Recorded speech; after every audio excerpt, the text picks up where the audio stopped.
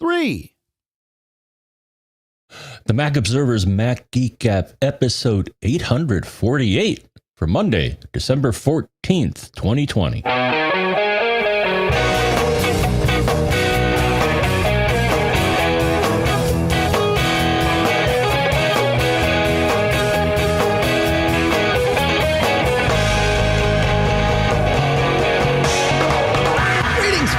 Welcome to the Mac Observer's Mac Geek Gab, the show where we take in your questions. Really, you send in your questions. It all starts with you. You send in your questions. You send in your tips. You send in your cool stuff found. We mix them all together. Sometimes we bring our tips and cool stuff found and even questions of our own. We try together to get answers to everybody's questions because the goal is for each and every one of us to learn at least 5 new things every time we get together. Sponsors for the show include mintmobile.com/MGG, headspace.com/MGG, fundrise.com/MGG, and a new one, well, a new sponsor, but certainly not something new to well, at least me here, grammarly.com/MGG. So we'll talk more in depth about each of those a little bit later. For now, here in Durham, New Hampshire, I'm Dave Hamilton. And here in Fairfield, Connecticut, where the leaf fairy just stopped by and took my leaves away. Very nice. This is John F. Braun. That's excellent, man. That's, yeah, we don't, I guess our town does do the leaf pickup thing. Most homes in our town just happen to back up to like woods and stuff. So it's pretty easy to dispose of them ourselves. But yeah, that's good. Yeah. One day I want to train the squirrels to do it for me. Right. Wow. Because I've seen them. They build nests in the winter. And I one time I didn't know what was going on. And I saw a squirrel with a mouthful of leaves. And then he ran up in a tree and made his nest. So if I could just get like a whole squad of squirrels to just take all my leaves away, that would... Yeah, to just source from your yard. Well, you need to convince the squirrels that you have the neighborhood's very, very best, like artisanally grown leaves, and that's what they're going to want to make their houses out of, I think. Yeah. Yes. I don't know how we got here, folks, but here we are. We do have some stuff that's about technology. I mean, I guess you could use technology to as part of your artisanal leaf growing operation there, but I don't know. I'm not the expert on that, nor do I think I ever want to become one. However, Sylvain gives us a quick tip, John, and says, I don't know that this is new in Big Sur, but if you use 2 fingers to left swipe from the right edge of your touchpad, either, a magic trackpad or the trackpad on your laptop or whatever, it brings up Notification Center. And you are right about this. I think you're right on both counts that I can test it right now to see. No, it is not new in Big Sur, but that doesn't mean that it's not handy, and it doesn't mean that it's not new to many of us. I have accidentally done this many times. I don't know that other than this moment here that I've intentionally done it. And that I kind of like that. That's sort of handy to be able to do that no matter where your mouse is. You just sort of swipe in from the edge. That's pretty good. Screws up my Evernote window for some reason when I do that, but that's okay. Makes everything all right. Did you know about that one, John? Yeah, like you, I think I invoked it by accident once, and then went to the trackpad section to see what was up, and it's like, oh yeah, that's what that does. That's what that does. Yeah. That is one of Apple's best user interface things that they've ever given to us is the trackpad configuration screen in system preferences. It shows you how to do the things that you're about to do and why they would work. Like it's just so well done. I don't know. Every time I'm in there, I'm like, oh, that's how I could do 2 things. And then I forget, because I'm not doing it. So I like it. It's good. I always turn off natural scrolling because to me, it's not natural. My brain's just wired that way. Yeah, I think I have turned off. No, I have natural scrolling now. I was the same as you years ago. I think I just finally, made the adaptation. I forced myself to relearn that. Because now it is nice. It's like you're just grabbing the page and moving it. Because it's very much like it happens on iOS. I think was Mm-hmm. So your brain probably does work okay that way. It's just not when you're not used to it when you're, it's context sensitive, right? Your brain adapts when you're at a computer instead of at like your iPad or something. So fun stuff. All right, good. Moving on. Mm-hmm. Roger says, a few weeks ago, I wrote to ask if you knew the secret sauce to getting the Apple Watch to work regularly to open my Apple laptop, a useful but completely unreliable feature for me. You guys sympathized but had no recommendations. I upgraded to a new M1 Air and set the feature, which worked perfectly for exactly one day. I decided to do some troubleshooting, and here's what I have come up with so far and wanted to share it as a quick tip. I went to the settings feature in my MacBook Air and unchecked the unlock with Apple Watch. Okay, great.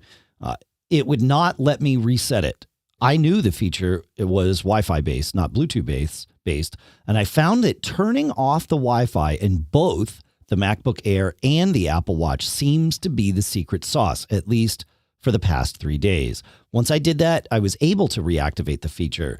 The only thing that I can come up with off the top of my head was on the second day I owned the MacBook Air, Apple installed an OS update to it. That must have somehow disturbed the Wi-Fi settings between the two devices. You must turn off the Wi-Fi in both of them again. Makes no sense why that works since it's the same Wi-Fi SSID, but it's been 3 days now and it has worked every time. So there you go. Yeah. And of course it may have to do with whatever Wi-Fi he's on. But that's good to know that trick works. So it's turning it off on both the watch and the computer that is you are desiring to unlock with the watch. So that's pretty good. You still don't have a watch that's not been one of your purchases. Is that correct? Not yet. Okay. That is a handy feature. I do like having my Mac unlock with the watch, especially the new Air when you just open it up and, by the time I'm done flipping the screen, not only is it ready to go, but it's also unlocked, because my watch is right there, which is, it's handy. Nice little tie-in of everything that Apple does. So, yeah, good. Yeah, all good? We can keep on trucking here? Mm-hmm. We're allowed? All right, good. Richard has a tip that says, I am a horrendous speller. When autocorrection isn't so correcting, I use Siri on the Mac all the time to ask, how do I spell such and such a word? Very useful. So we asked last week how you would use Siri on how you do use Siri on the Mac. And we've gotten actually quite a few little comments. We'll share a few of them today, but that's an interesting one. I never thought about using it for spelling help. So evidently you can ask Siri how to help you spell. I had no idea, John. I can put that on my list of things I did not know. 1 of 5. Actually, they're probably already at like 3 of 5 at this point, but that's okay. Lewis, for his Siri usage on the Mac, says, I use Siri on the Mac on occasion to control HomeKit when my phone is not right there. That I can totally see. Having gotten Hoobs and all of that set up, my HomeKit setup is pretty reliable now. And so I can rely on HomeKit, but I've never thought to do it at my Mac. So here we go. Thank you, Lewis. That's a pretty good one. Have you come up with any more Siri on the Mac things, John? No. Okay. Yeah. And lastly, in our follow-ups and tips section here, Mark says, Dave, I heard you speaking about data caps coming soon to Xfinity in your area. They've been in my area for a while, and so I have an unlimited plan for an extra $50 a month. I'm not sure if it's still offered, but it could not hurt to ask. My stepson and wife are constantly online, and it is well worth the price versus paying for additional gigabytes or being throttled. So he says, boy, did I hear about that when we were throttled. Yeah, absolutely. I don't want that. So that's great. I will. Because they just announced this, they've changed the ability to sign up for unlimited because it's not here. They've announced it, but the data caps aren't here yet. So I think they're retooling some things. But there is some discussion that there will be a way to do that. And my guess is it's going to be exactly what you're seeing there, Mark. So thanks for the heads up for those of us about to be data capped Comcast markets. So it's pretty crazy, John. Do you have data caps with your ISP? Nope. Really? Oh. No, that's the one place where what are they called this week? I forget. Oh. Altice, they are now. Okay. Well, they were Cablevision, and then Optimum and Altice, I think, acquired them. Okay. I had no idea. All right.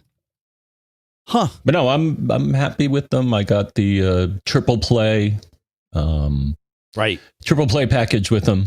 Okay. So I do my, I finally gave up my landline. Whoa. Okay, so you only have the double play now? No. So I do phone with them, and my cable modem, the AirS supports that. Cable TV, HD and all that great stuff. And 200 down, 35 up. Okay.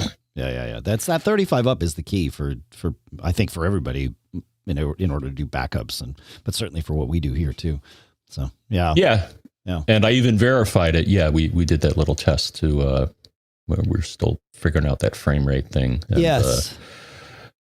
It looks like we have similar speeds. I think I was getting pretty much the same speed to you and from you. So yeah. So what I did was we're trying to figure out why John can send to me at 24 frames a second with Mimo Live, but when he tries to send at 30 frames per second, it cuts down to 15. And I checked with the folks with Oliver over at Boinks, and he's like, okay, well, that would happen when you have a bandwidth issue.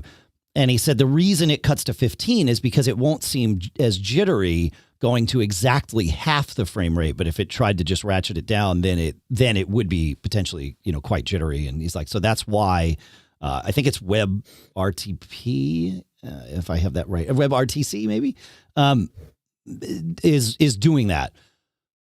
Why it's doing that, though, is the question you and I are trying to answer, because you've got, like you said, 35 to me and I've got 40 to you. So that's more than enough to be able to send that data. And, so the way we did this to test our speeds, because Oliver at Boinks pointed out correctly, I'm like, wow, we both have high streams. He's like, well, what are your speeds to each other? I thought that was a fair question. Like, how would we solve that? Well, I've mentioned in the past that for a while, a couple of months now, I've just been running full-time an iPerf 3 server on my disk station. And I use it internally on my network. And it's super handy to not have to think about, I got to go turn on a server somewhere. It's just on all the time. And I thought, wait a minute, why couldn't I let John touch that server? So I opted to put it on not the standard port, because I didn't want the world out there to be just slurping up my bandwidth. Mm-hmm. So we're not going to share the port here on the show. But I did set up a custom port, and we figured out the terminal command to tell iPerf from your machine to use a non-standard port. And then you put my IP address or my whatever my dynamic DNS address in, and the test just worked, right? I mean, it no fanfare, it just worked. That's great. Cool. Now, of course, we need to. Yeah, and if I recall, the -R switch is the one that changes the direction in which the operation takes place, right? That's right. Capital R. Yeah. Well, right. We were scratching our heads over that. Yep. Yeah. Capital R changes the direction. Yeah. By default, iPerf 3 goes sending from the client to the server, and then R causes the server to send to the client. So you can test in both directions, which we did.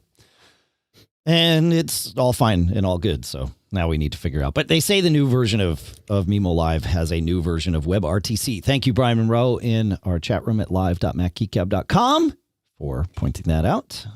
Yep. So maybe that's it. It's all very... This stuff... I'm glad we're doing the video thing. It's actually really handy to be able to see each other while we do the show. Obviously, some of you like to watch it. Most of the show, though, is really still tailored for audio. It is you watching us record an audio show, because that's where most of you are, is on audio. So the show is audio. It's for you. But it is a far less stable setup, just because there's so many moving parts. Not that any one part is unstable, but there's lots of things. And so it's not quite how I would like it, but it's how it goes. I'm a geek. We like these things. So measuring speeds between two locations. I liked it. I'm glad it worked. I guess I should close those ports just in case, because I would never know if somebody was, I don't keep logs on my iPerf server or anything. So I would never know. So I got to remember to turn that off. Hopefully somebody will remind me. We have a bunch of questions. You went through a couple of great things this week, John, and I am very eager to get to those. First, though, I would love to tell you about our first couple of sponsors, if that's okay with you, Mr. Braun. Do tell. All right, look, it's going to come as no surprise to any of you that I am a stickler for grammar. But I'm not always able to get it right on my own the first time either. But there's some secret sauce that you can use. And that's where our next sponsor comes in at Grammarly.com/MGG. I've been using Grammarly for a long time. I'll let the secret out. And man, it makes it so easy. Sometimes, you're reading something that you wrote. You're like, that doesn't sound right, but it's really hard to see the forest from the trees. Good news. Grammarly can be right there for you to see the forest, help you sort out the trees, and make your communication clearer, more effective. And it's going beyond just spelling mistakes. I mean, Grammarly, especially Grammarly Premium, gives you real-time feedback and insights to help you elevate your writing through your tone, your word choice, clarity, and more. This is super helpful for all of us. I mean, we're writing so much these days. It makes a huge difference for us. And really, the cool part is that you can dig in and get this to happen anywhere. You can do it, of course, in your web browser. They have extensions for all the, popular web browsers. They've also got a keyboard app for iOS, which I love because you can integrate that into anything you're doing, emails, whatever. And those clarity suggestions that Grammarly Premium offers really make a difference. I tend to be wordy sometimes, and Grammarly can really help make me more concise. I love it. So you've got to check this out. You can elevate your writing with 20% off Grammarly Premium by signing up at Grammarly.com/MGG. That's 20% off Grammarly Premium at GRAMMARLY.com/MGG. And our thanks to Grammarly for doing what they do and sponsoring this episode. Listen, life can be stressful even under normal circumstances. And then you add 2020 to the mix. We really don't know what's coming in 2021 either, do we?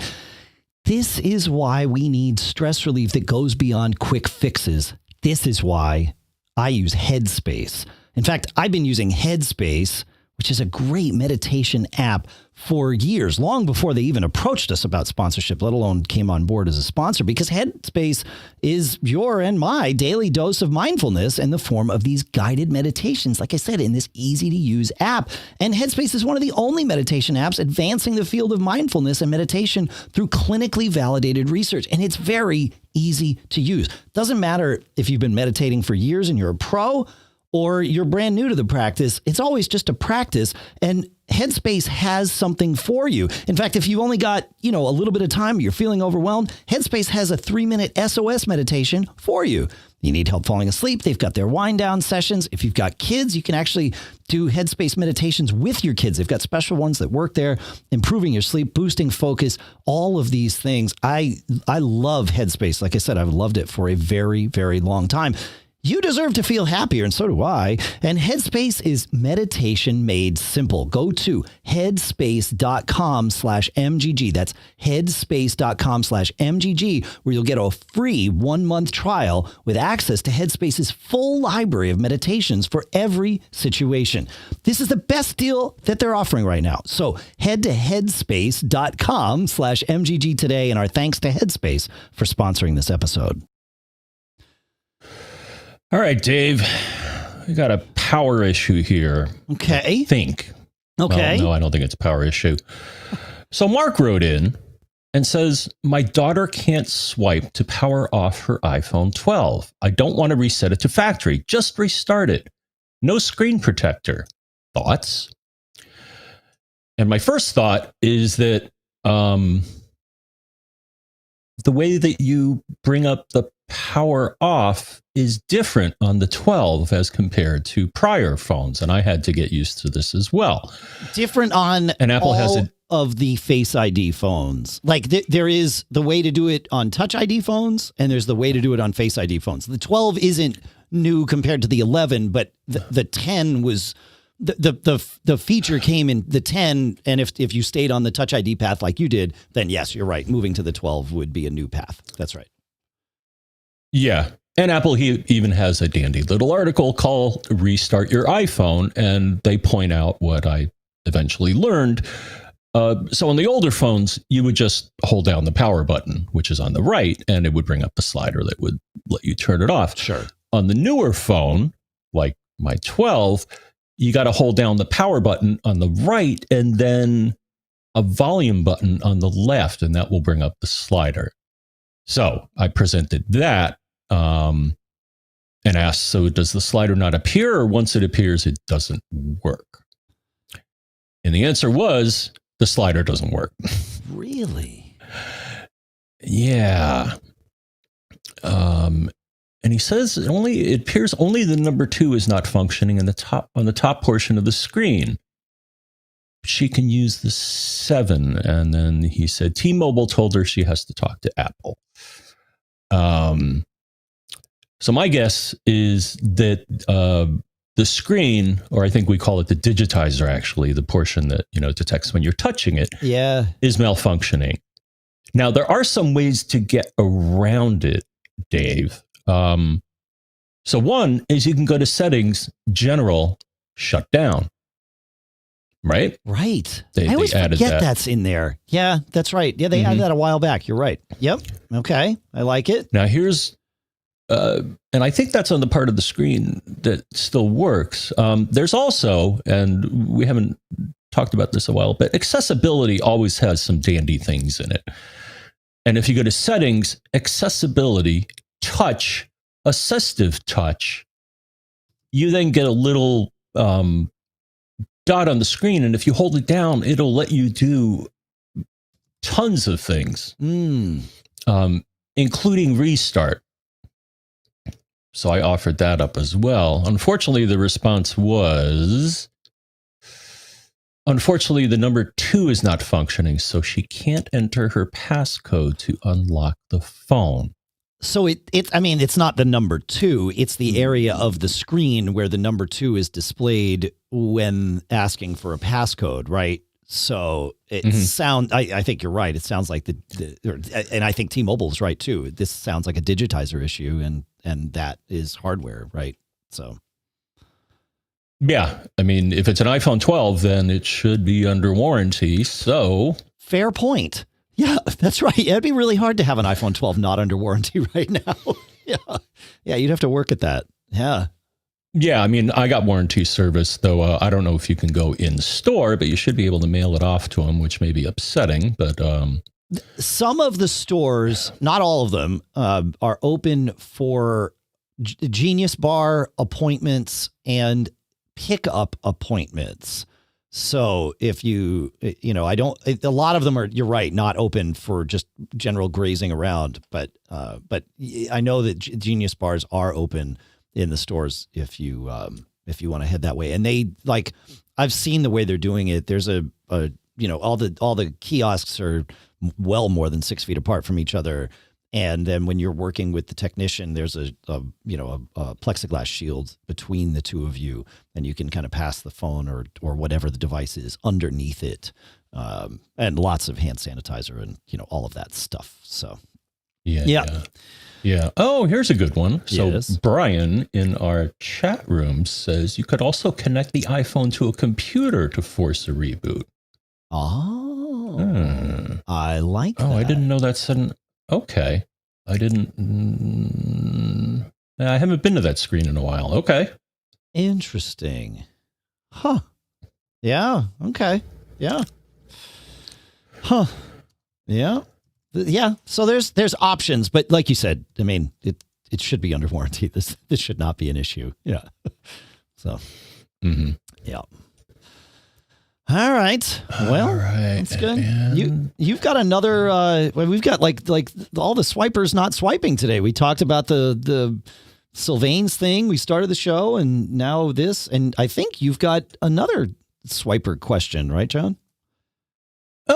More of an opinion here. Okay. But, fair enough. So Douglas writes in and says, I always use a glass screen protector on my iPhone and iPads, not only for the peace of mind, but because it seems to me that fingerprints don't seem to show up as much on the original screen. Huh.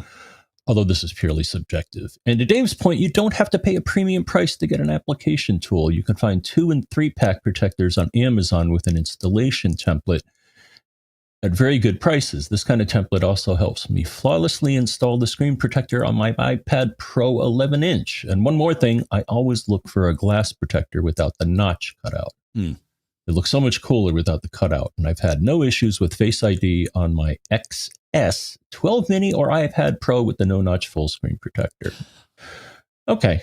And he links to one here. And then he says, if possible, I would like John's opinion on one thing. On Touch ID phones, you could touch the home button and the device would unlock and then open. What do you think about swipe to open requirement on the 12 mini? When I first switched from the 7 to the XS, from Touch ID to Face ID, it was frustrating to always have to swipe to open, particularly on the larger screen of the XS, where you have to either awkwardly juggle the phone in one hand or use 2 hands to reach the bottom of the screen to swipe up.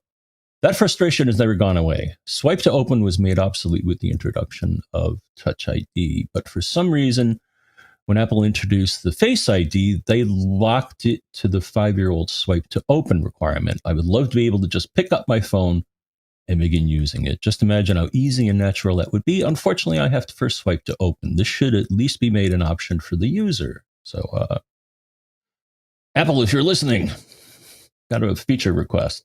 Or how about allowing swipe to open from the center of the display? I rarely see anyone else bringing this up, so maybe it's just me. Anyways, I'd like to hear what you both think. And I told them what I think. So cool info on the screen protector. But me, Dave, as for the gyrations one has to go through to open the iPhone 12 with Face ID versus the iPhone 8 with Touch ID, as Mr. Horse said in Ren and Stimpy, no, sir, I don't like it. And is that still true 2 weeks later? Right. I mean, because there's the adaptation, like we're humans. So there's change resistance and all that. Are you still like finding it not natural?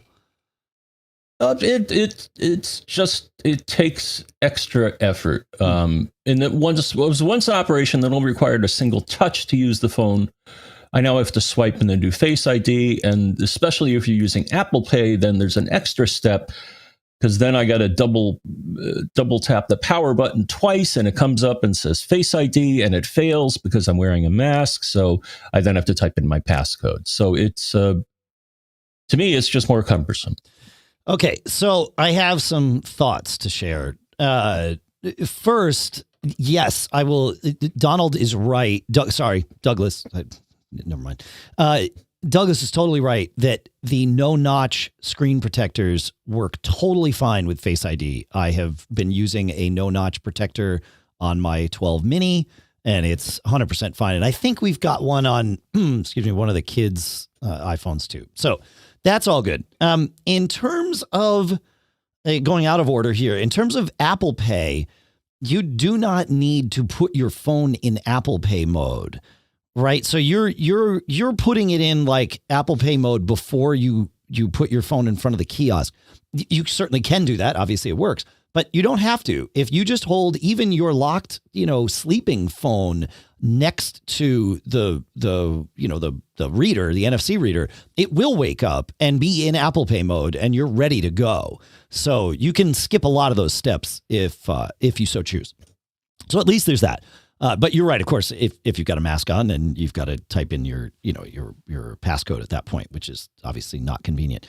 Somebody in a prior episode suggested, of course, use the Apple Watch, which I know you don't have, but like I've started using that and it's way easier for masked purchases. So that's good. As far as Douglas's question, though, I think the reason that we don't see auto unlock, there are many occasions where I would want auto unlock, just like Douglas.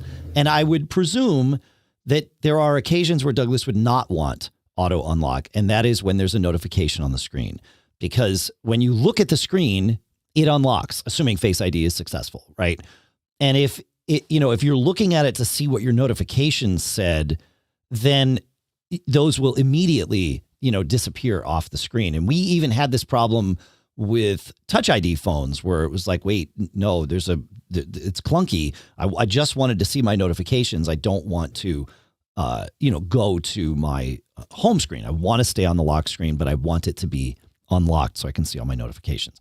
And that's probably why Apple has not done this auto unlock thing. Of course, they could do it based upon whether or not you have notifications there, but maybe you're just picking up your phone to look at the time.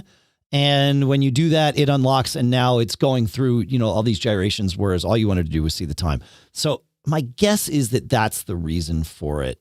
And I'm trying to think what would another, like maybe could you make it so that when you hit the, volume up button, but you might want to adjust the volume. So like there's no button to do what you want to do. So I think that's why we have to have the swipe. I don't know. I feel you, Douglas, but I don't know that we have an answer. So what, any thoughts on any of that, John? I mean, I know you already shared your thoughts, but any thoughts on the other stuff? Nope, no more. Okay. All right. So yeah, try and get in that workflow of just putting your phone on the thing and see if that makes the Apple Pay experience any better. It really helps to have your default card be the one that you're going to use, because that way you're not going back and forth with, once it wakes it up, it's like, perfect. All I got to do is unlock it and approve and I'm done. So anyway, that's that. Steven, I have this problem too. So Steven writes, I recently ran my first installation of Big Sur onto an external SSD clone of my laptop's Mojave drive. I rebooted and lots of surprises since I haven't been on a Catalina system volume. Dealing with it as I have time, but it really messed with my contacts. All my devices have shared iCloud contacts on a single ID. After first boot from Big Sur, all devices now show double contacts. My iPhone, iPad, and iMac all show twice as many as before, and the culprit is a group called Card, which got populated without me doing anything that I know of, except booting into Big Sur and signing into iCloud. Any ideas on how to depopulate my overcrowded digital world? So I have some ideas about this. We were ranting pre-show. I was ranting pre-show a little bit about contacts because I had to go and edit one phone number, and it brought my 8-core iMac to its knees CPU-wise for about 10 seconds. So I don't know if that's normal, but it's normal on all of my Macs. So maybe I've got something weird going on with contacts. But the first thing I would do before making any changes, Stephen, is I would open up contacts, go to File, Export, and do Contacts Archive, because that way you are saving a backup. I know Time Machine will save these. I know it's in your clone backups, but this is a really easy to use backup if you need to use it. So I recommend doing it this way, just so that you don't have the headache of trying to figure out how to extract your backup if this all screws everything up. So do that, please. And then the very next thing I do would go to the card menu and choose Look for Duplicates. And it will offer to merge duplicates in together. And I would recommend, now that you have a backup and you can, manipulate safely, I would let it do it. Just, click the button, let it happen. Now, once it finishes, I want you to do the exact same thing again and again until it tells you there are no more duplicates to be found. Because I think on mine, I wound up doing this 4 times, John, before it said there's no more duplicates that I'm finding. And I don't know why that is. There are third-party apps that you can use to do this too, but I figured I would use the one just built into contacts, and things are certainly deduplicated on mine, and Stephen went through this too. His was a little more nuanced because he had pictures and I think some ringtones and things like that assigned that he wanted to make sure he copied over and chose the right duplicate or the right card to merge into and all of that. But I think this was successful for Stephen as well, at least based on what we heard back from him. So I don't know. What do you think, John? Any thoughts on this? No. Okay. All right. Yeah, I need to figure out my contacts problem, because I think not only does it cause my Mac CPU to spike, it would be reasonable to presume that it also causes my iPhone's CPU to spike occasionally, and that's bad for battery life, right? So I've long thought that maybe there's something related to any battery problems I've had with my personal contacts setup. And on my Mac, I feel like it has gotten less CPU intensive if I turn off my Google contacts and only have my iCloud contacts in there, which it shouldn't be the case. But anyway, there you go. So I don't know. Yeah, mine's kind of a mess, because I think at one point I was linking to Facebook and to LinkedIn for contact info, and then they took that ability away, but it still left remnants. So I have tons of duplicates. So maybe I'll maybe take your advice and too. because maybe it's just doing a lot of work sometimes when it doesn't need to. Right. Yep. Craziness. All right. You want to share? Ben has a tip that I think, actually several tips maybe, that I think would be good to share with folks, John. Yeah? Yeah. Okay. All right. So Ben says, quick tipsy dudes. That's where we're not tipsy at the moment. That's right. Yeah. Maybe for the evening shows, but anyways, the advanced screenshot tools added to macOS as of Mojave permit specifying where to save or send each screenshot. Press Shift Command 5 and click Options to show the Save To choices. I just discovered that setting this destination here changes the preference permanently, even for screenshots taken instantly with a different shortcut. No longer must I enter a terminal command to set the destination to a specific folder. I can also save all screenshots in a series to the clipboard saved by my clipboard manager and never have to hold Control to force it. Or I can have them open in preview, for example. Okay, cool. Wait a minute. I never thought about this. Yeah, keep going. Sorry. My mind's blown a little bit here. I need to process. Keep going. Sorry, John. Well, no, that's and then he has a short article that I guess we can link to talking about this. Yeah, I haven't really looked at that part of the OS in detail. Though I got to say, Dave, I'm a bit disappointed that the format of the screenshot isn't an option. Unless there's a magic keyboard combo to do this. Maybe there is. You mean the file I just type? miss it. Correct. Interesting. That was an option. Remember Snaps Pro 10? Uh-huh. Yeah, which I like that, but its time in additional ambrosia, I think, has passed. Yes. So you can. It was a nice tool for. You can change the type either with a terminal command or if you're running an OS supported by it with Onyx. But on Big Sur, you'd have to run the terminal command to change from, say, I think it saves them as PNGs by default. I can't remember. I have mine set to PNGs. Okay. You can change it to JPEG or even PDF and possibly even TIFFs if memory serves. But there is I don't know it off the top of my head, but I'm sure we can find an article or maybe somebody in the chat room at live.macgeek. Oh, well, I haven't. I actually sent him a link to an article that tells you how to do this, great. Dave. So there you go. Perfect. So we'll put that in our notes here. Let me see what they say.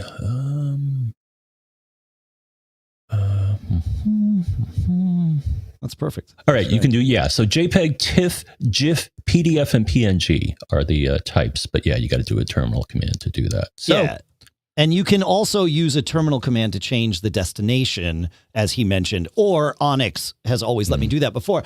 And I've never thought about using Apple's.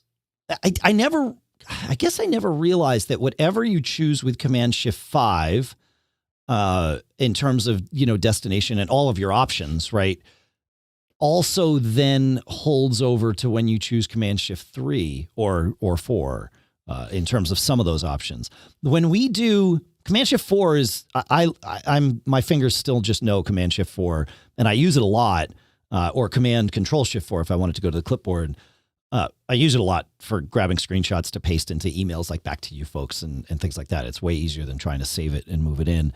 But the cool part about Command Shift 5 that for me is, like, for example, when we're doing those, watching those Apple events on TV now, because that's how we see them, I can, if I want to take screenshots during the event, which I often do, I have it up and running on my laptop too, even though I might be watching on my Apple TV. And I have my laptop. Here's a pro tip. I don't know that anybody else will care about this, but here's the secret sauce.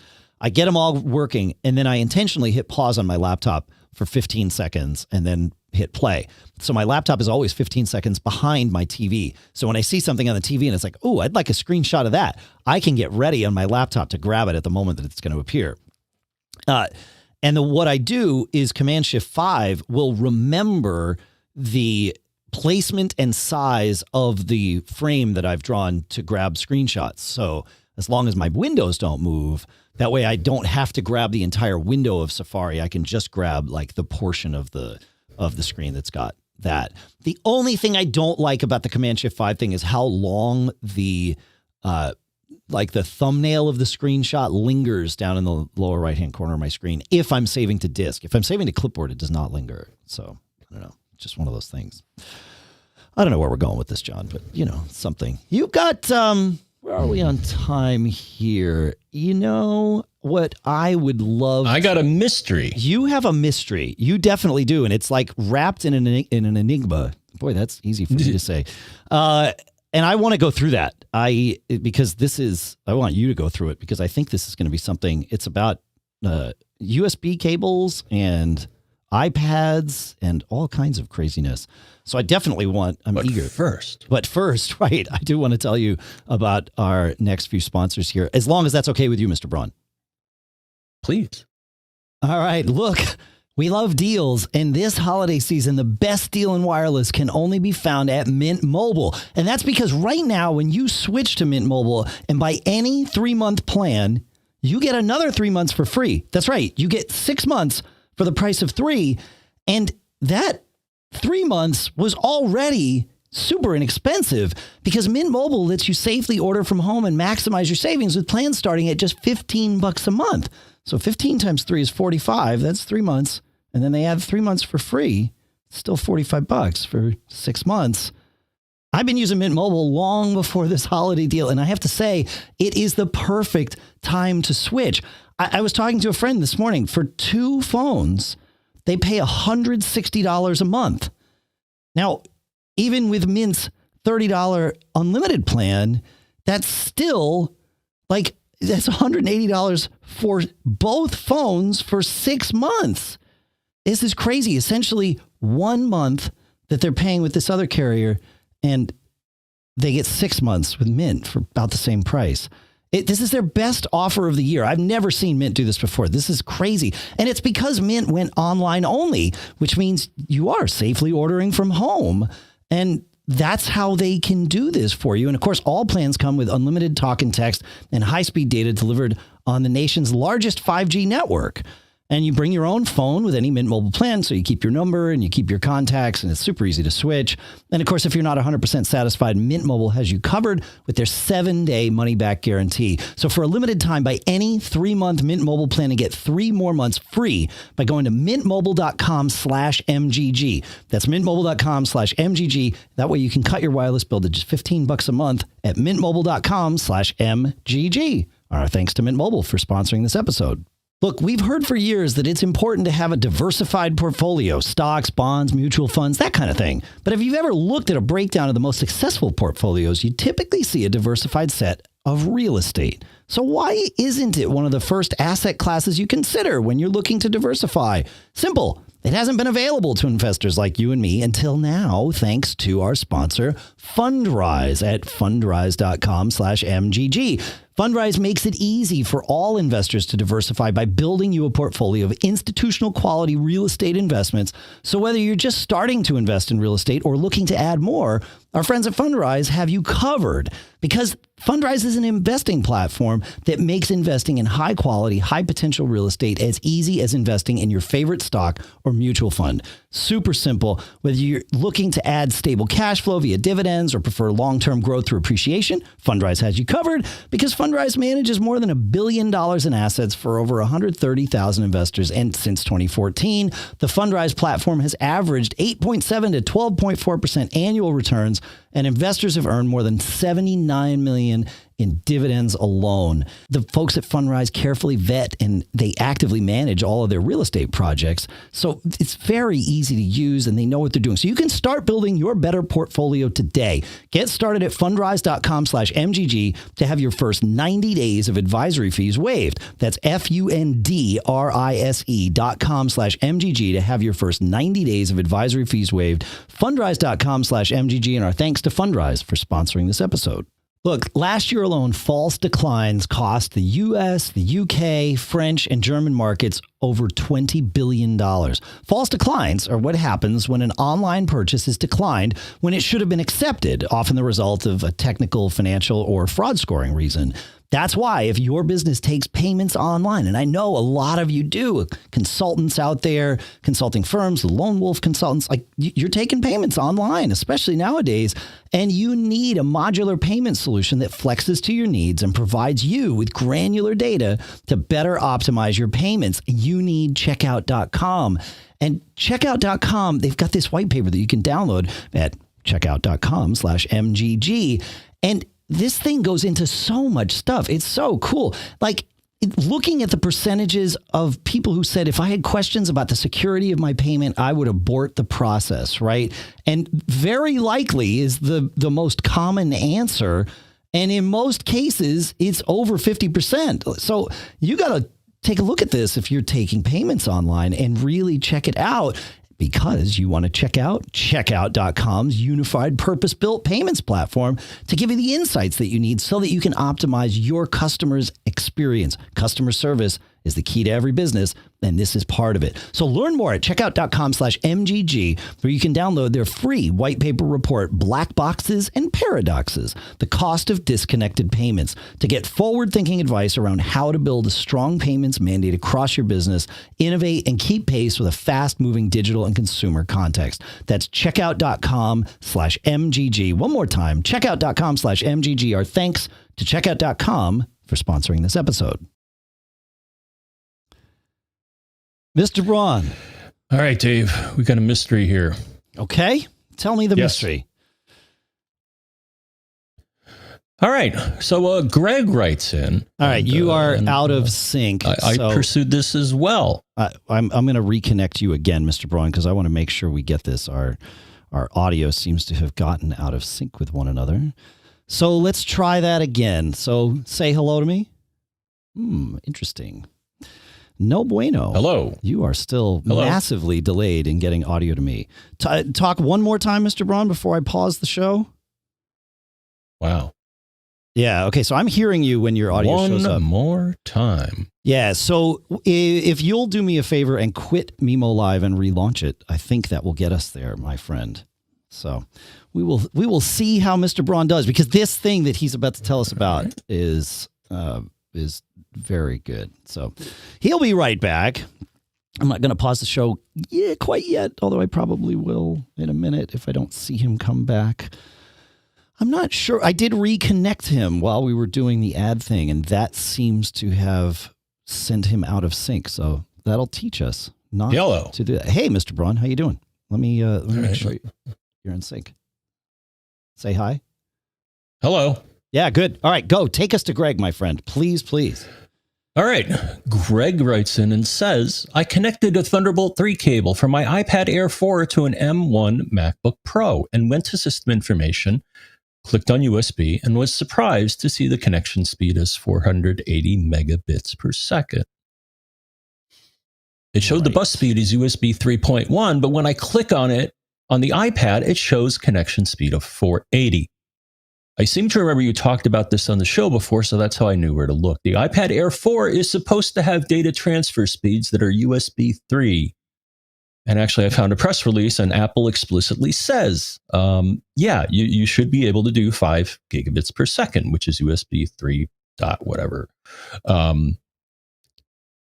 I tried the charging cable in the box, but I'm pretty sure that that's limited to the slower USB 2 speeds, which, yes, it is. That's right. Yeah. I contacted Apple support, and they escalated to a senior advisor, and they didn't have an answer for me. Basically, I'm connecting to it just to do a normal backup, but it would be nice to be able to get the fastest speed possible.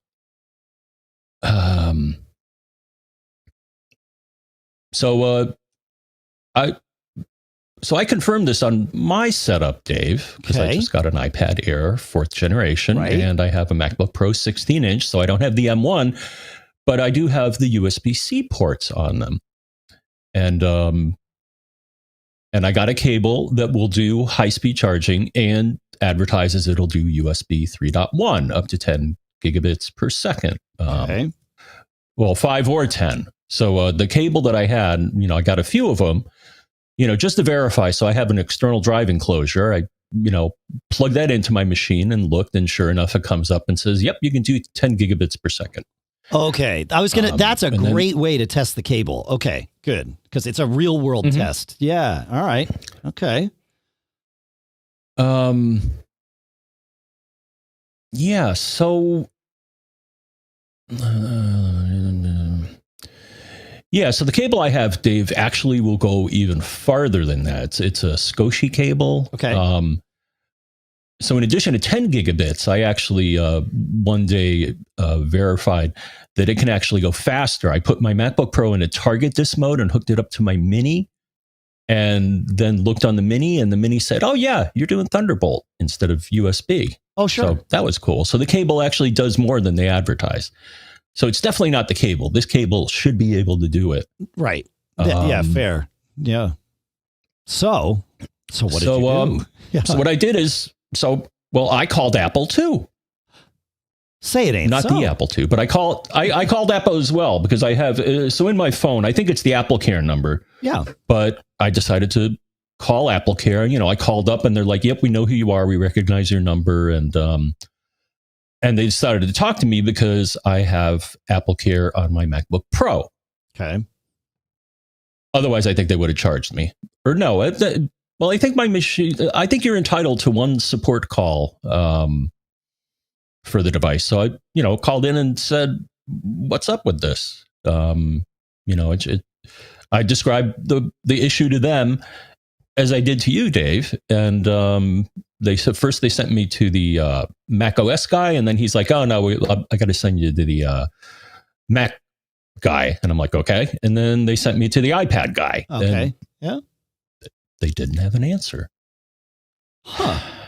So I'm like, what is going on here? And I think it's a bug.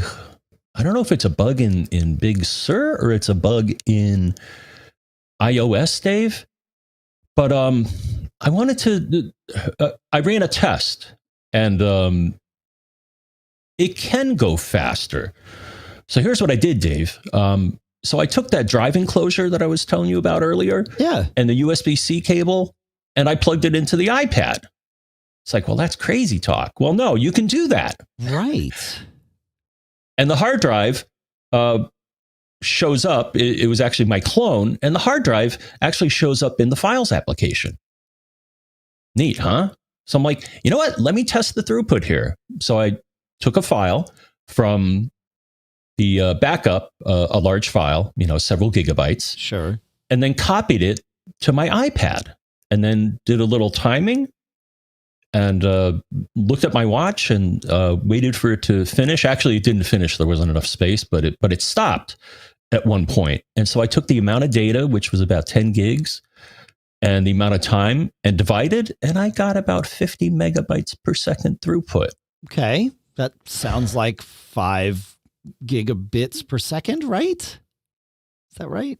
My math right? The thing is, it's faster than 480. So okay.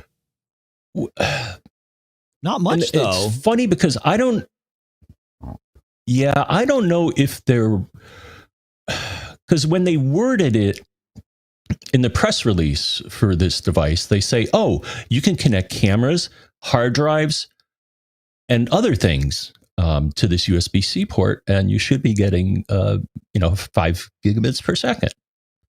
I'm just wondering if they just, because they don't explicitly say that it'll support it when hooked to a computer, which to me seems weird. Yeah, so if you were getting 50 megabytes a second, then you were only getting that's your 480 megabits. That's not 5 gigabits. So as I'm doing the math here on Google. Oh. Right, 50 megabytes is approximately, I mean, we could do the math wrong and say 50 megabytes is 500 megabits. So that would, I mean, it really is less than that because of the way math actually works. So yeah, I think you're only seeing USB 2 speeds when you plug into your iPad with that drive. All right. Yeah. At least based on the math I'm doing here. Yeah. So I don't know what the answer there is. So your iPad is definitely only connecting to other devices at 480. Yeah. You're right. Right? I'm doing the math right? Correct? No, you're right. Yeah. Okay. All right. Yeah. No, it's 500. Yeah. Okay. Yeah. I mean, ballparking. Correct. Yeah. Huh. I mean, it's really by 8, not by, yeah. So. Yeah. I usually use 10. Just correct. To round it. So. Correct. Yeah. So, and, yep, Brian confirms that. He sees that as well. So. Interesting. So I don't know what's up, Apple, but you're not doing it. Did support have any thoughts on this? And apologies if I missed that. I was busy doing math here to catch up. No. Okay. Huh. No, and I'm like, what do we do about this? And they kind of didn't have any answer. So. Yeah. Huh. Yeah, because it should. I wonder if it's a power thing. If the drive were providing its own power, would it go faster? I know your Mac is providing power, so that should have solved that problem, but it didn't. You know what I mean? Like, is there something where the iPad is intentionally, even though the cable would support a faster connection, it's intentionally going slower to conserve battery for some reason? Like, I can see that would be the thing, but is it supposed to be USB 3 on the iPad? Okay. I mean, let me hold on. Let me find the iPad Air. Yeah, let's look at the tech specs. Let's see. It's a USB-C connector, but that doesn't mean USB 3. That just means the shape of the connector is USB-C. Apple's tech specs doesn't say anything about this, so I'm going to turn to our friend. Well, here we go. Check this out. Okay. So, look at the. So I just pasted a link in the show notes. Okay. I don't know where we are here. I don't see a link in the show notes, but. Oh no! I'm sorry. In the chat room. Sorry. There we go. Okay. USB-C for up to 5 gigabit per second data transfer, which is 10 times faster for connecting to other things like monitors. Yeah. Right. Okay. So iPad Air now features. Yeah, that's pretty clear. Huh. Now, the other thing I did is just for kicks, Dave, they're like, oh, you can drive a monitor. So I actually plugged my OWC 4K screen into the iPad, and that worked. Now, that has to be more than 400. That has to be faster than USB 2.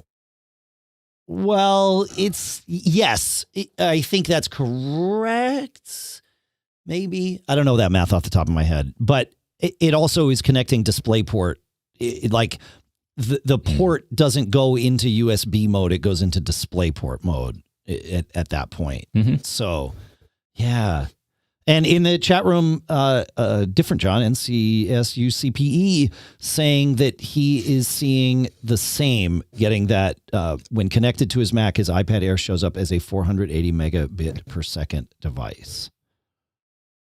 That is fascinating. So I wonder how we're supposed to get this thing that Apple talks about in their press release of 5 gigabits data transfer and all of that. This is there's a mystery, and we both found articles on various sites where basically they say, well, you got to get the right cable. The thing is, I got the right cable. Yeah, what would the right cable be if yours is not the right cable? Yours, we certainly know that yours is the right cable for your Mac and that drive to talk at faster than necessary speeds. So what would the right cable be? I mean, and Greg even followed up and said he bought an Anchor USB-C cable 3.1 Gen 2. And he saw the same thing as, still saw 480. Right. So, right. Yeah. Interesting. So I'm at a loss as to how to solve this. Maybe I have to call customer relations. Do you have a USB dock for that iPad? Like a powered USB I'm glad you dock. asked that question. Yes, I tried 2 different. Okay. I got an OWC and Anchor docks, and I figure, maybe, I have to do it off of a dock for whatever silly reason. Because that would be same power. Thing. Yeah. Mm-hmm. Huh. Yep. No, I thought of that. I don't know if I had the Mac plugged into power. Let me try that. So the other thing, when I was thinking dock, I was actually thinking of taking the Mac out of the mix and just plugging your iPad in as the host of the dock, right? Because as when we talked to Larry, remember Larry O'Connor at OWC, he taught us that they can't make docks send more than 15 watts of power out all of the USB-C ports because some Windows implementations are wrong. And so you have to do it out of, you can only do it on one of them. So if you make your iPad the host, and it has to be a USB dock because the iPad is not a Thunderbolt device, which is why I was asking, do you have a USB only dock? And then you power that. So now the iPad is getting power and passing data. And let's see what happens when you connect, I'm trying to think, could you connect your Mac to it on the other side of that? Maybe, but you certainly could connect your drive and do some timing tests there. So, and if you don't have a USB dock, I almost certainly have one in the piles here that I could send you. So to test with, because I think that would be important. Yeah. Yeah, well, the one that I have connected to my Mini, I got the Thunderbolt 3 dock. I can... That won't work because that's not a USB dock. No. Right, that's Thunderbolt 3 only. There are some Thunderbolt 3 docks that are Thunderbolt 3 and USB. I have one of them sitting in our Cool Stuff Found, and it's the StarTech Thunderbolt 3 dual 4K dock. I think, no, that's not it. Sorry. That is a true Thunderbolt dock, just like the one you're talking about here with 5 USB-A ports, 1 USB-C port, 2 Thunderbolt 3 ports, and then HDMI. I don't think that will do USB 3 dock. I think it. Well, the one that I have here, Dave, which is the Thunderbolt 3 dock from OWC, right on the front it says USB 3.1 Gen 2 on one of the port on the front. So correct, but the host of the dock needs to be Thunderbolt. Like you're right. Yes, it has USB ports on it, but the host, like the cable that runs to your Mac, you could not plug in successfully to a non-Thunderbolt device to host the dock. So, but there are docks out there that kind of have both Thunderbolt and USB. I don't have the name of one right in front of me. I know Kensington makes one, which is, cool. This StarTech one, now that I remember which one I had put in the show notes, I like that dock. But again, it's only Thunderbolt. it's like 330 or something. So yeah, so you'll need a USB capable dock, but I've got one. I'll send you one so that you can, so you can test off your iPad. And I'll test here too, because the kids have USB-C based iPad Pros, relatively new ones. So I would think that would be the same as what you're seeing there, but we will circle back. That's fascinating, man. Yeah. I wonder what the trick is. Yeah. I mean, the other thing, just for laughs here, I mean, I see at the bottom of that press release, they have press contacts, which I don't know the last time I actually talked to a press contact at Apple, but... No, reach out to them. Yeah. I'm looking to see who it is. Yeah. Oh, for sure. For sure. In fact, I will introduce you to one of them and see if we can't get this question answered. So that's great. Remind me after the show. I will send an email introducing you to one of those people, because I actually happen to know one of them. It won't just be blind, which is good. So we might be able to get this answered. Yeah. Okay. I mean, the thing is so if you're looking for speed, I would think that does this have Wi-Fi 6 or no? I think the iPad is still Wi-Fi. It is still 5. Oh, I thought the iPad Air was Wi-Fi 6. Is that not? Wi-Fi 6? Yeah, you've got Wi-Fi 6 on that. Yeah. Oh, okay. I just don't have a Wi-Fi 6 base yet. That's right. Yeah. We're working on it. Okay. But even Wi-Fi 5 should be faster than 480 megabits, right? It depends. That would be a pretty good Wi-Fi 5 connection. You might be able to get, a little faster than that. Up to, I've maybe topped close to 600 on Wi-Fi 5 with a dual radio or a dual antenna, a 2x2 antenna structure. Yeah. But no, that's about where you would top out, I think, on Wi-Fi 5. Yeah. Yeah. We'll figure it out. We're going to get to the bottom of this. This is a good one. I like it. Shall we move onward? Maybe it's time to talk about cool stuff found. Okay, cool. I have been enjoying the heck out of these new Twinkly smart LED string lights that I have.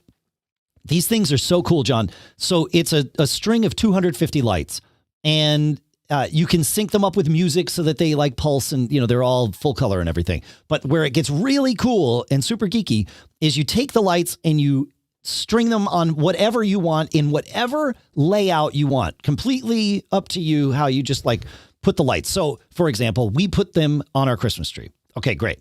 So now we have these lights on the tree, and it says, and then you fire up an app. The lights connect to Wi-Fi because, of course, why not? And then you fire up an app and it says, can I use the camera to map your lights? And I said, sure.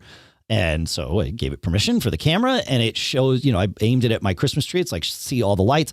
And then it took about, I want to say 10 to 15 seconds for us to map the entire tree with lights. It said, just keep hitting map. And because it's a 3D object, with a 2D object, it only has to happen once. Because the 3D object said, keep walking around the tree until every light you see is green. And that means we've got every light.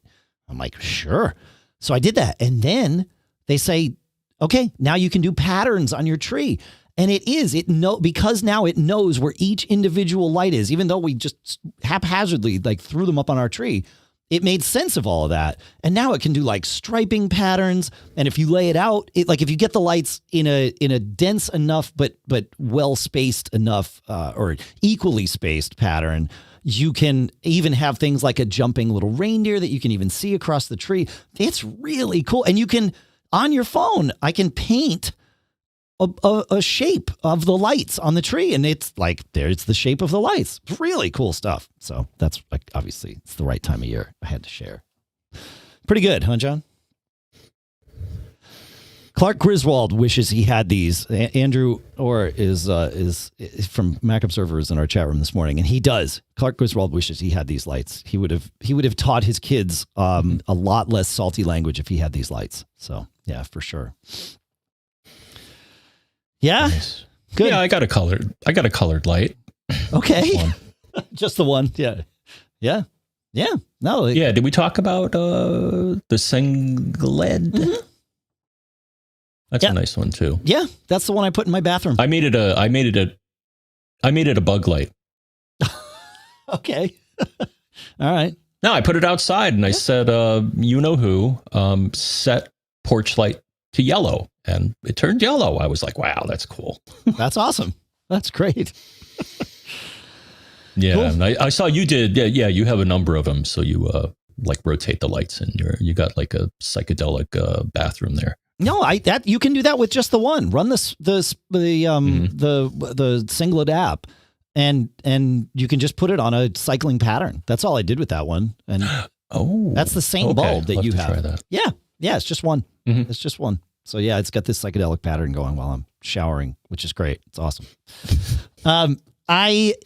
Fast charging is something that's important and more important to all of us, but we want to be able to fast charge with a nice small little plug, and there are now several of these on the market. And the most recent one that I was able to check out is from Spigen, and that is a fantastic little plug. It's just about the same size as like the tiny little old, slow charger plugs that would come in an iPhone box.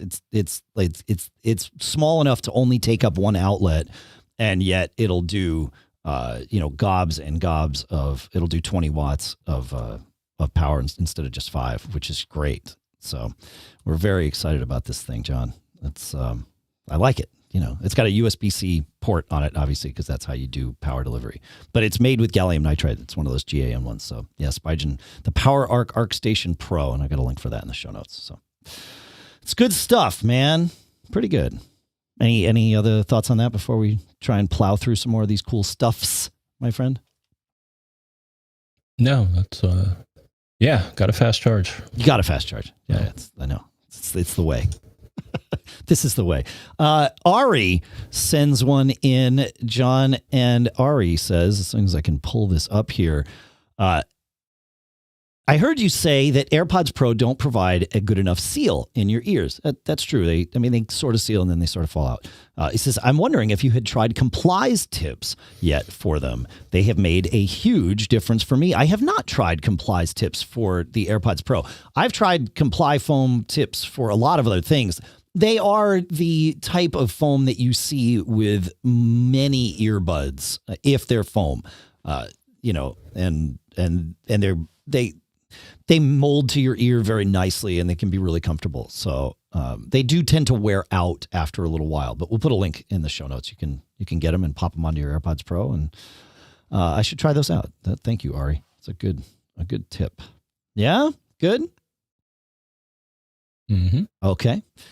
Art sends in I'll call it a cool stuff found. It's programming. It's a resource at Xojo.com to program your Raspberry Pi.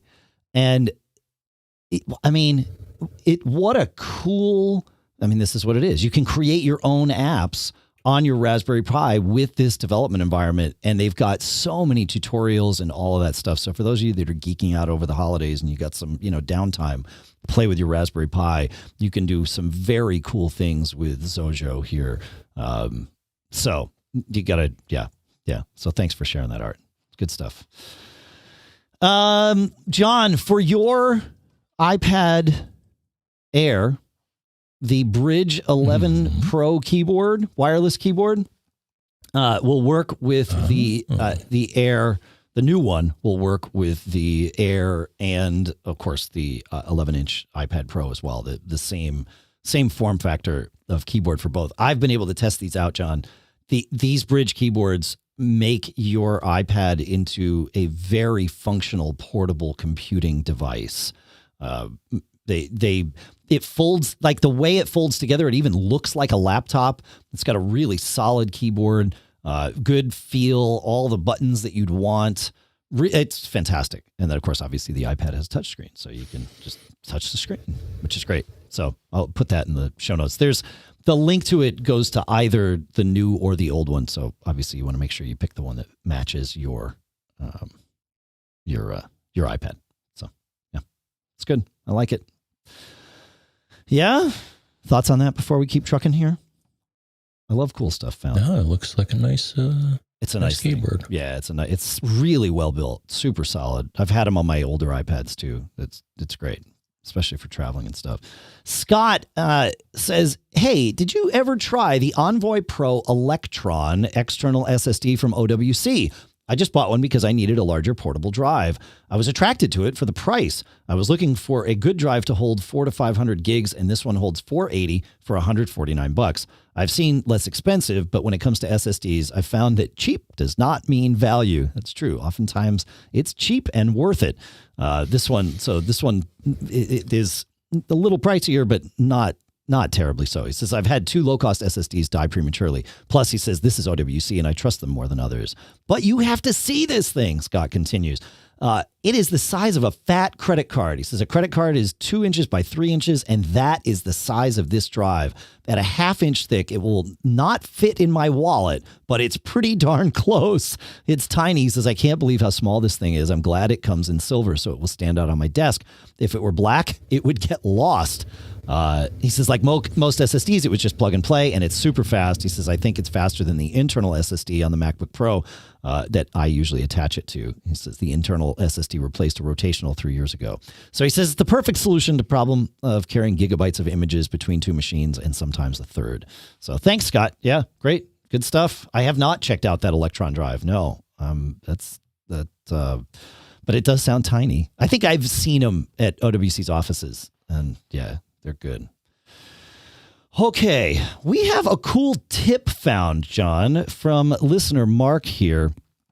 Mark says, my wife needed a way that her MacBook Air would auto log out after 5 minutes of non-use only when she was teaching at school for privacy and security reasons. But she did not need it to happen when she's at home. So I found this app, and it's an app that's been cool stuff found in the past, but it's worth revisiting anyway, and especially with this new use case. It says, I found this app called Power Manager.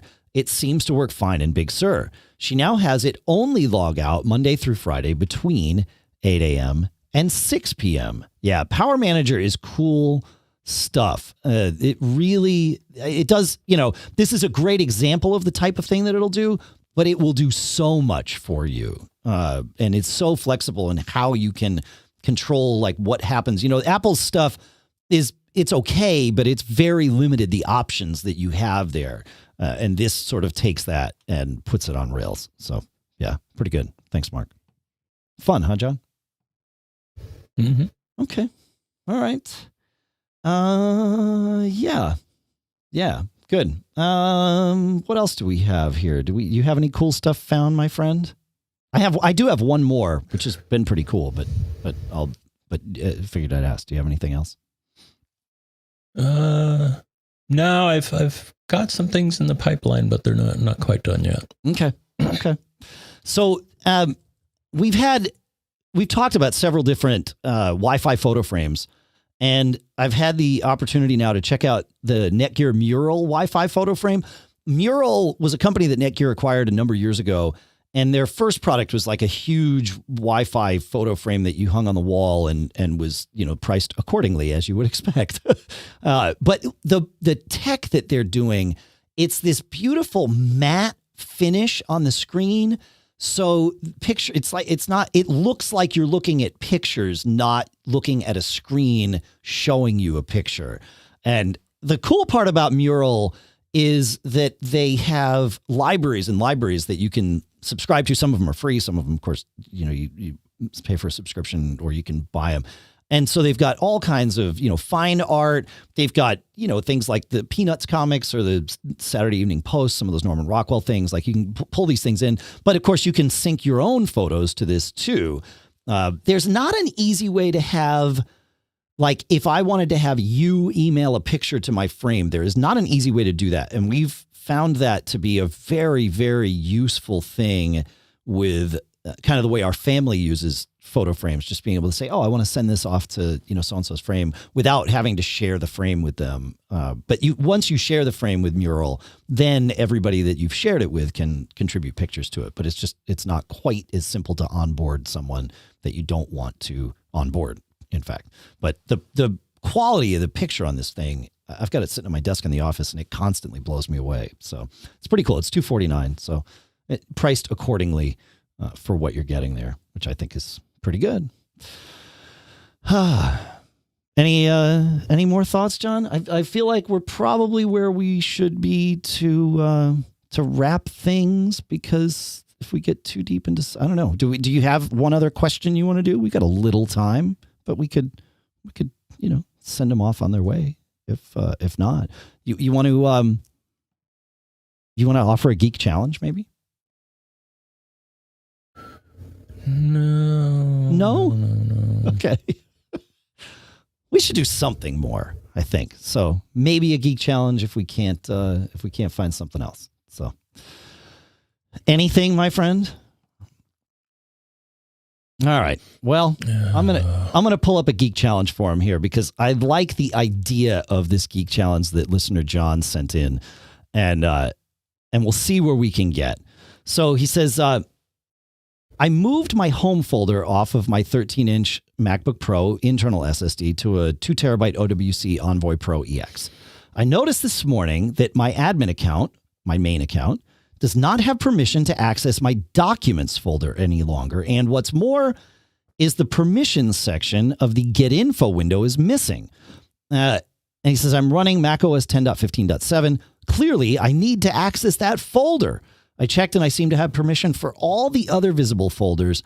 Any ideas how to fix? And he says, you should cut me off here before I start ranting. Yeah. So, this was, I would do some sort of file maintenance. If you're still on Catalina, I would run Onyx to trigger all of that maintenance, especially the permissioning part. That if I were there, that's the next thing I'd try. He did try that. It did not help.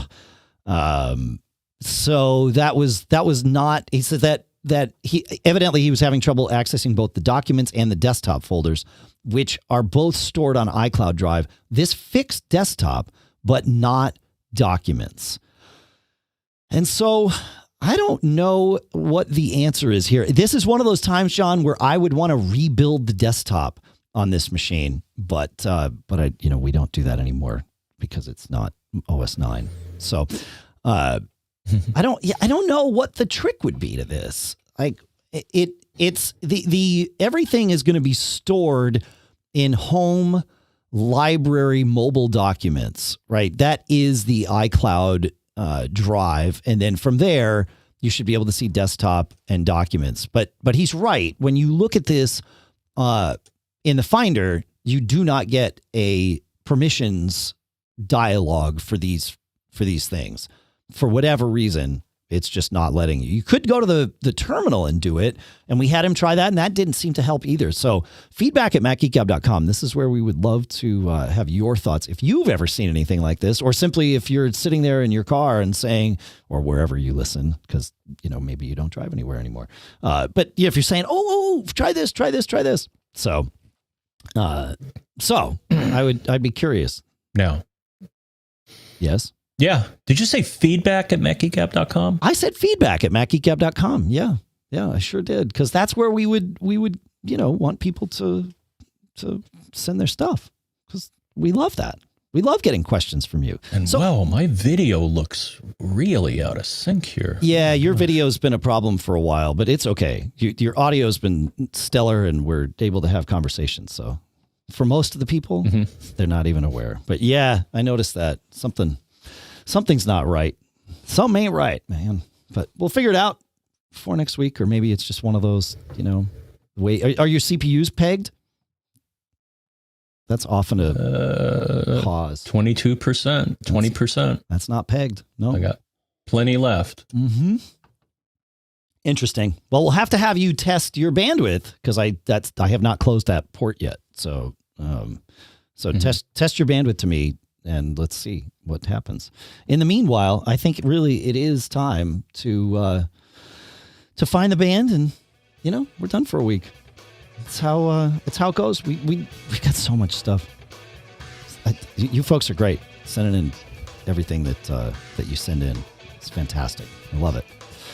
I love it. I love it. I love it. It's a pleasure being able to do this show each week. I learn so much. Sometimes I feel like I'm the one that learns the most.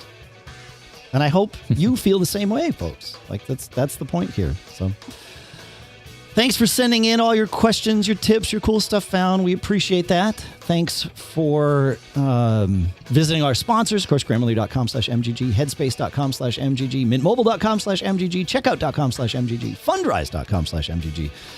John, you want to thank them for anything or share anything with them before we take this one out? No. Okay. All right. Well, then that's how it's going to be. Thanks for listening. Thanks for your premium contributions. We have some individuals to thank. We'll do that next week. Thanks for being you. Thanks for being a part of the Mac Geek Gab community. It's amazing that we get to do this every week together. All of us. We love it. So stay safe. Be careful. Have fun. Enjoy yourself. Try to look on the bright side of life. And most importantly, don't get caught.